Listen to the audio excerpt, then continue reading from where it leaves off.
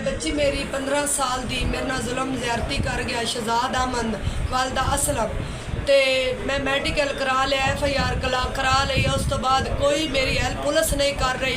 वो आवारा बदन फिरदे बदन मैं धमकियां कतल दियां देंदे मैं तेरियां मेरे को 5 बच्चियां हैं बच्चा कोई नहीं ते मेरी कोई हेल्प करो, मेरी कोई इमदाद करो। पुलिस मेरी कोई हेल्प नहीं कर रही, कोई कई बार कार्रवाई नहीं कर रही, कोई मुजरम फड़ नहीं रही। मुजरम मैं धमकियां देंदे कतल दियां वे तू केस किया तेना कतल कर देना, तेरियां बच्चियां फाड़ लेना। ते मरियम नमाज वज़ीर आला घर मेरी अम्मी सरगोदे ना दवाई लैन गई मैं घर कली वास्ते मेरा कज़न आया उस आख मेरे नाल ज़बरदस्ती की मेरे नाल गलत कर गया।